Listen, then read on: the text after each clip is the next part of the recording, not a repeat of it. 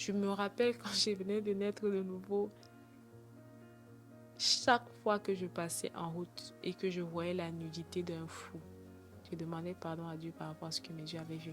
Et c'est pas parce que je n'avais pas la conscience que c'était un fou et que voilà, il est fou. C'est pour ça, par exemple, à quelle image je suis nue. C'est juste que je ne voulais pas que mes yeux s'exposent à quelque chose qui ne glorifie pas Dieu. Job pouvait dire que il a fait une alliance avec ses yeux pour ne même pas regarder la Vierge de manière impudique.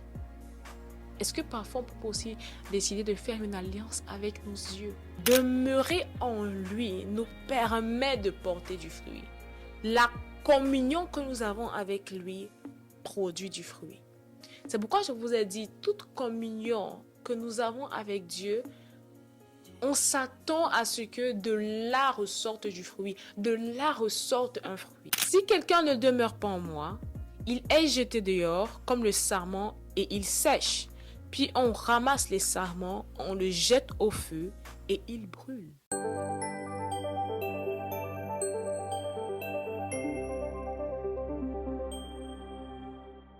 Alors bonjour à toi, bienvenue à ton émission chrétienne Vivre pour Christ. Mon nom est Alicia Bikoud et je suis ravie de te retrouver cette semaine avec une nouvelle vidéo.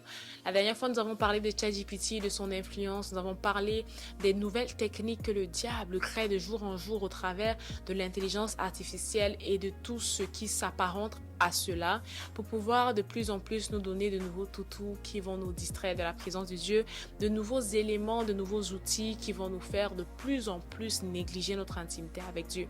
Et je nous ai averti de faire attention à cela et d'avoir véritablement des yeux ouverts pour pouvoir discerner les temps et les saisons et discerner les ruses du diable.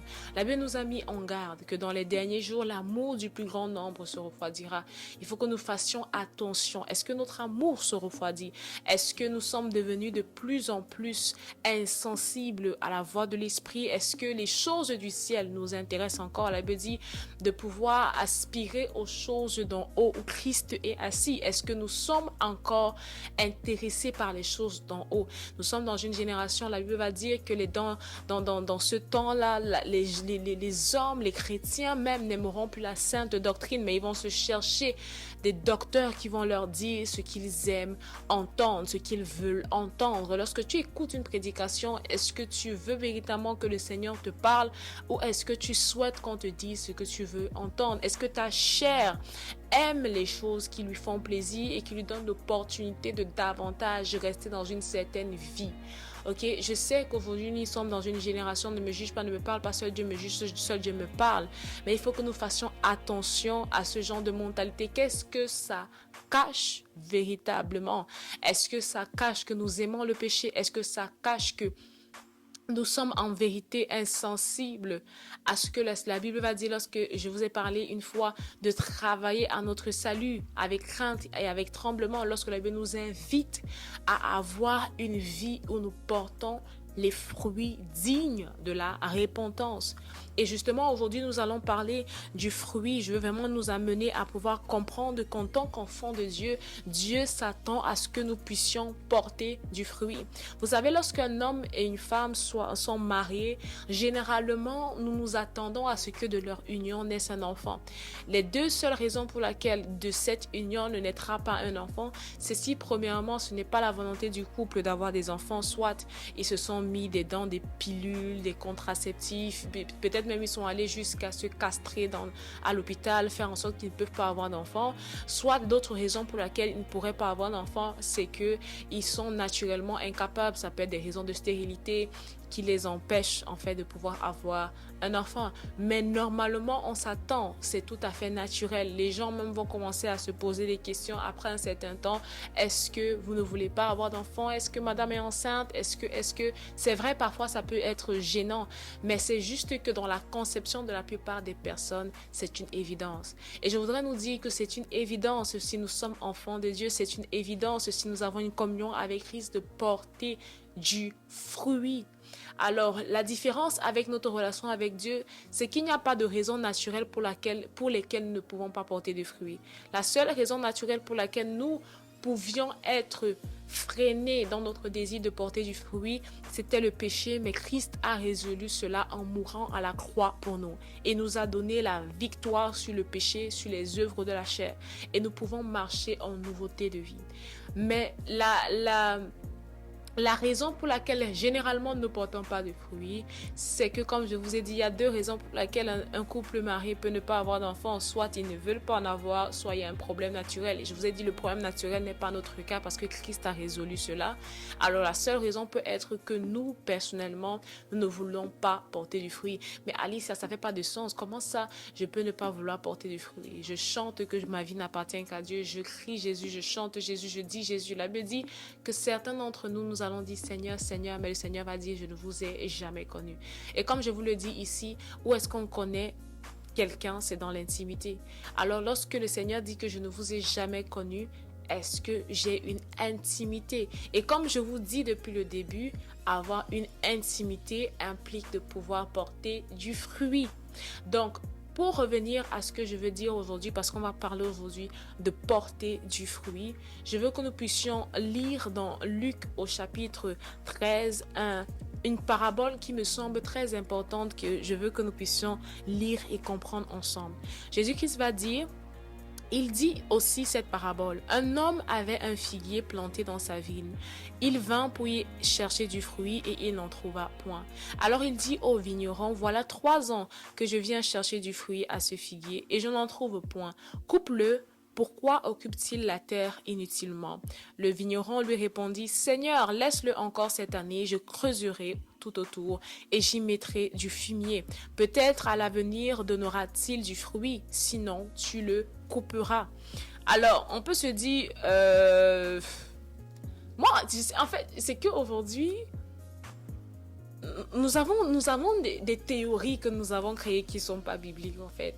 Nous avons des choses que nous nous sommes convaincus, en fait, pour pouvoir vivre une certaine vie. C'est pourquoi je nous ai dit au début de faire attention si notre amour s'est refroidi. Parce que lorsque ton amour pour Dieu se refroidit, tu cherches des choses qui te font plaisir. Tu cherches des gens qui vont te dire des choses qui font plaisir à ta chair, qui font plaisir à ton âme et qui te confortent dans une vie que Christ n'a pas décrit comme étant la vie Zoé, comme étant la nouvelle vie que nous avons en Christ. Le Seigneur est en train de dire ici qu'il y a un moment où Dieu le Père va venir pour pouvoir cueillir du fruit des arbres que nous sommes, des arbres en fait que nous sommes. Et la Bible dit que s'il vient et qu'il ne trouve pas le fruit, il va demander à ce que nous soyons coupés. Ah non, Alicia, vraiment, vous ne comprenez pas l'amour de Dieu, vous ne comprenez pas la grâce de Dieu. Dieu ne peut pas me couper parce qu'il m'a tant aimé. Il va me chercher comme il a cherché la brebis qui s'est égarée et il a laissé les 99 qui étaient bien portantes. Oui, il va te chercher, mais Dieu ne porte pas du fruit à ta place. Dieu ne porte pas du fruit à ta place. Et nous allons voir tout cela dans le livre de Jean 15, ok? Alors, il est en train de dire qu'après un certain nombre de temps, et la Bible parle ici de 3 ans, il dit, mais ça fait 3 ans, et cet arbre ne porte pas du fruit. C'est comme si déjà c'était anormal qu'après 3 ans, ça ne porte pas du fruit. C'est comme s'il y avait déjà une grande marge, en fait, que le Seigneur avait donnée. Et il dit, en tout cas, on ne va pas garder ça ici initialement, si ça ne porte pas du fruit, coupons. Et le vigneron qui est Jésus-Christ dit, non.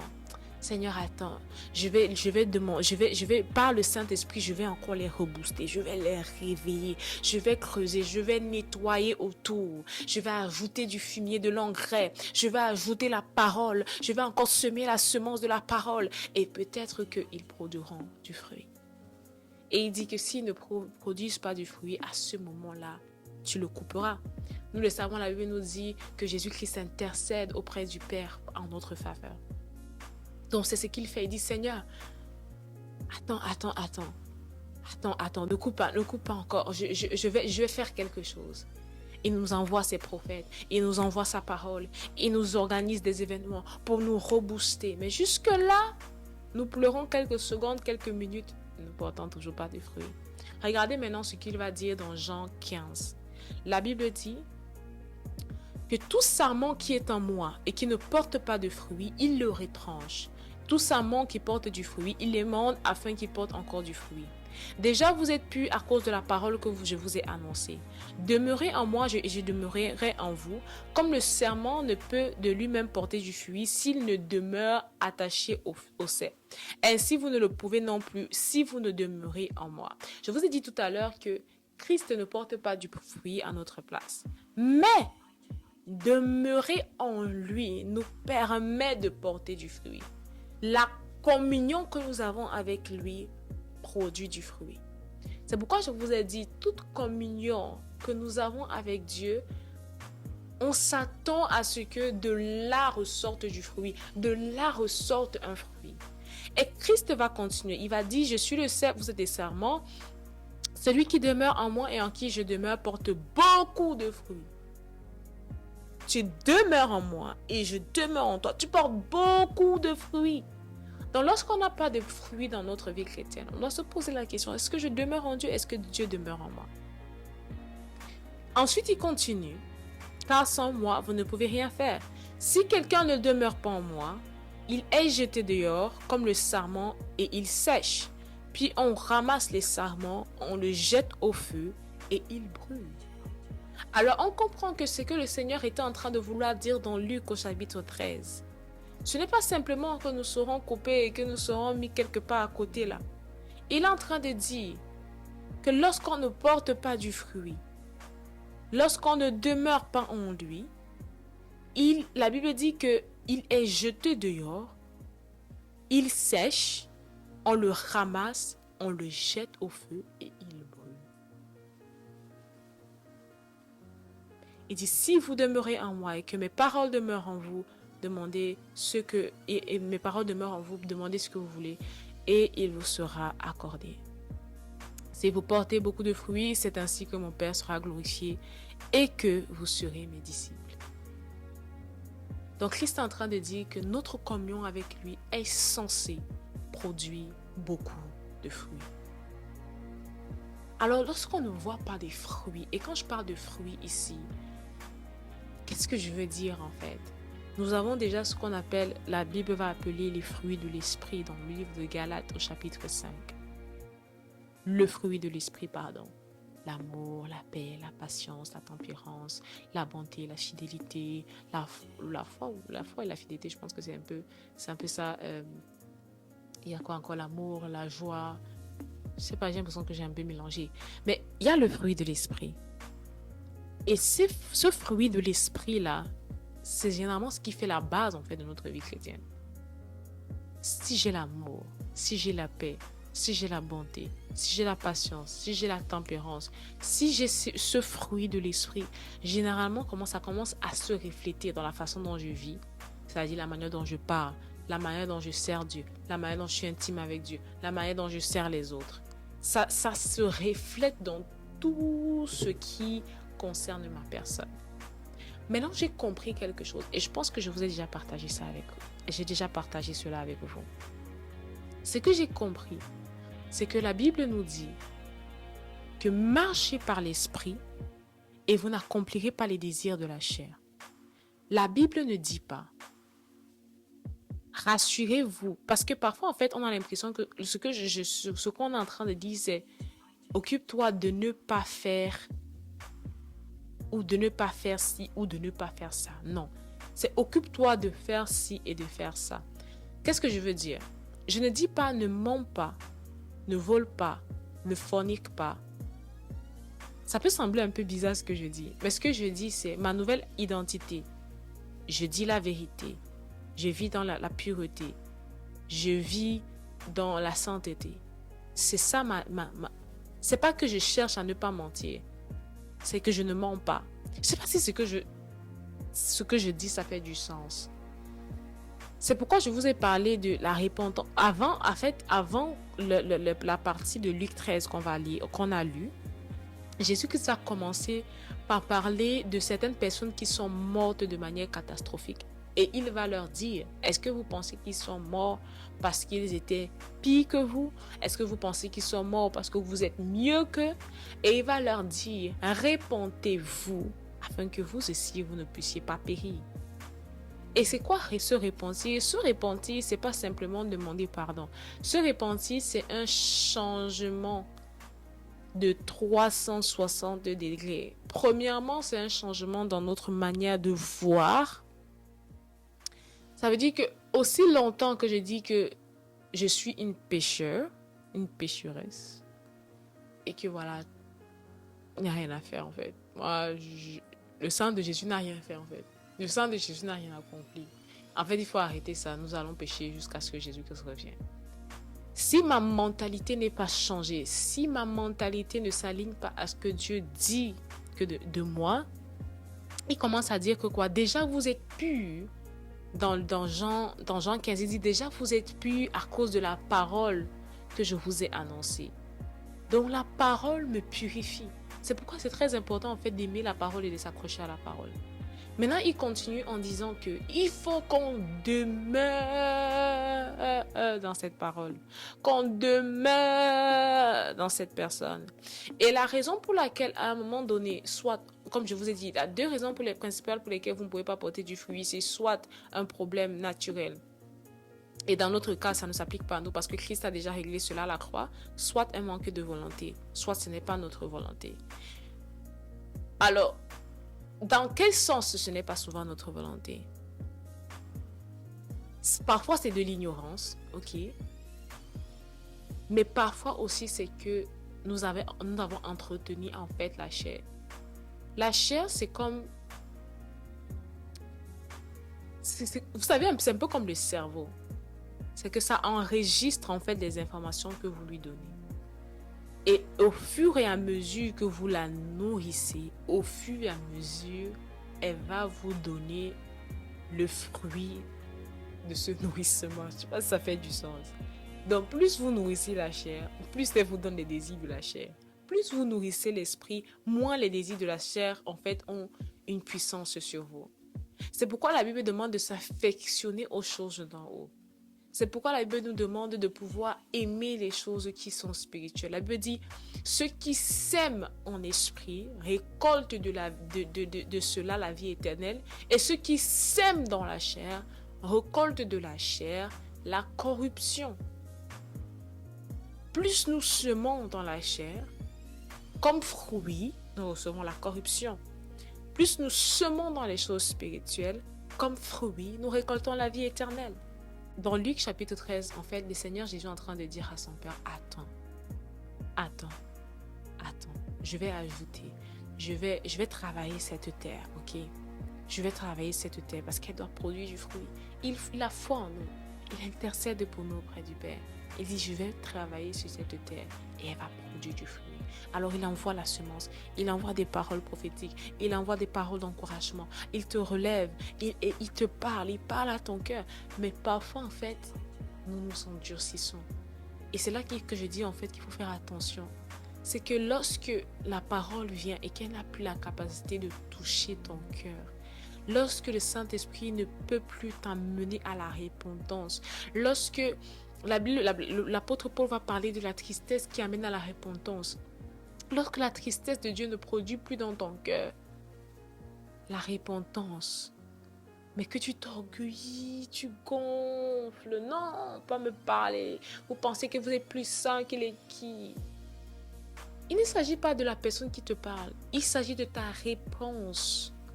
Lorsque le Seigneur parle à ton cœur, c'est quoi ta réponse?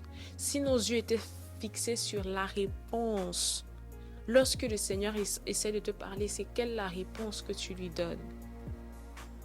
Est-ce que tu te réponds et tu demandes sa grâce pour pouvoir porter du fruit? Ou est-ce que tu t'endurcis? Ou est-ce que tu endurcis ton cœur? Je vous ai dit que avec ChatGPT, on a des gens aujourd'hui qui ont remplacé, par exemple, qui communient plus avec ChatGPT que de communier avec le Saint-Esprit. Et je nous ai dit que ce n'est pas normal. Mais on est arrivé à cela parce qu'on a commencé à ne plus prendre plaisir, comme la Bible va dire.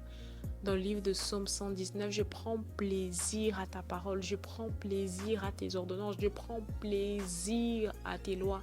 Lorsqu'on n'a plus le plaisir, lorsque on perd cela, on doit crier à Dieu. On doit désirer en fait porter du fruit. On doit désirer que nos vies portent du fruit. Parce que Christ revient et le Père va venir chercher du fruit.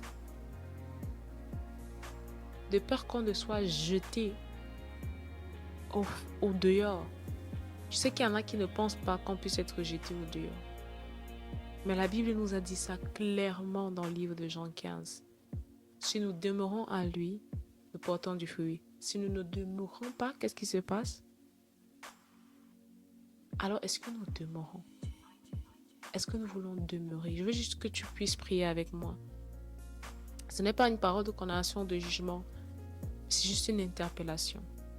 Et je veux juste que tu fasses cette prière avec moi. Seigneur Jésus, prends pitié de moi. Je veux demeurer.